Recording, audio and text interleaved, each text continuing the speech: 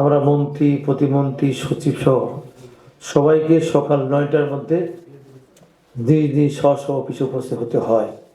তা আমাদের মাননীয় প্রধানমন্ত্রী নিজেও কখনো 9:15টার সময় কিন্তু সচিবালয়ে নিজে উপস্থিত হন। এই যে একটা বিপ্লবী পরিবর্তন, যে পরিবর্তনের মধ্য দিয়ে আমরা বিশেষ করে প্রত্যাশা করেছিলাম যে একজন এমপি বা একজন মন্ত্রী বা একজন সচিব 10টায় কি 10:30 কি 11টার সময় অফিসে যাবেন ইচ্ছা মতো, সেই সুযোগটা কিন্তু এখন আর নাই। এবং ঠিক ছুটির সময়ও 3:30 অফিস ছুটি হবে, আমার মনে হয় 3:30 4টার সময় কিন্তু আমরা মন্ত্রীরা বা এবং আমাদের সচিবরা কিন্তু আমরা মাননীয় প্রধানমন্ত্রী থাকা অবস্থায় কিন্তু আমরা সাধারণত বের হতে পারি না বা বের হই না।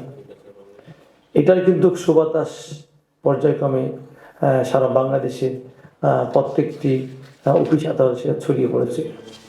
এখন এমন একটা পর্যায়ে গেছি, যারা এবার মন্ত্রী হয়েছি, আমাদের আসলে খুব হারাম গেছে। আমাদের মানে সকাল 9টার মধ্যে অফিস পৌঁছতে হয়, 4টার মধ্যে অফিস করতে, এরপর আমাদের মন্ত্রণালয়ের সভাগুলো থাকে।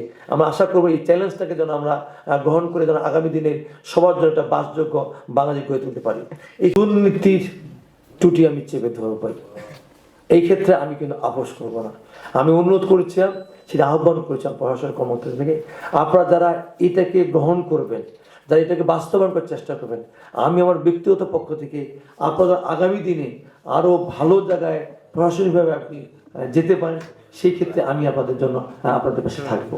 কারণ আমরা বিগত দিনে অনেকগুলি, যে আপনারা আমাদের বিশেষ করে পানি উন্নয়ন মন্ত্রণালয় সম্বন্ধে আমার অনেকে বলেন যে বর্ষাকাল আসে পানি ফেলাই দেন, বোল্ডার আপনার পানিতে ফেলাই দেন, কত টাকা ফেললেন, কত টাকা কি হলো, কিছুই না, পানিতে ফেললেই টাকা।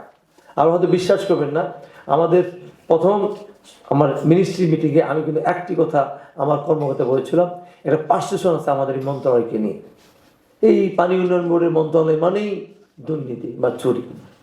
এবং আমরা পানি ভবনে আমি যখন সেকেন্ড দিন সভা করেছিলাম, সেইখানে কিন্তু আমি সমস্ত আপনার 2,500 কর্মকর্তা কর্মচারী ছিলাম, সেইখানে কিন্তু আমি এই কথাটা একদম নিশ্চিন্তে সবাইকে আমরা জানিয়ে দিয়েছিলাম যে আমি আমার ব্যক্তিগতভাবে বলছি, আমি কিন্তু এখানে আপোষ করবো না।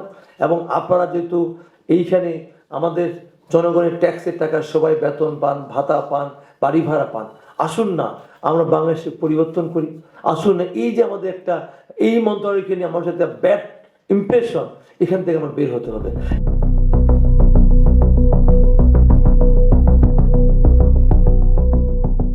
দিনাজপুর টিভি মানুষের জীবনের কথা বলে।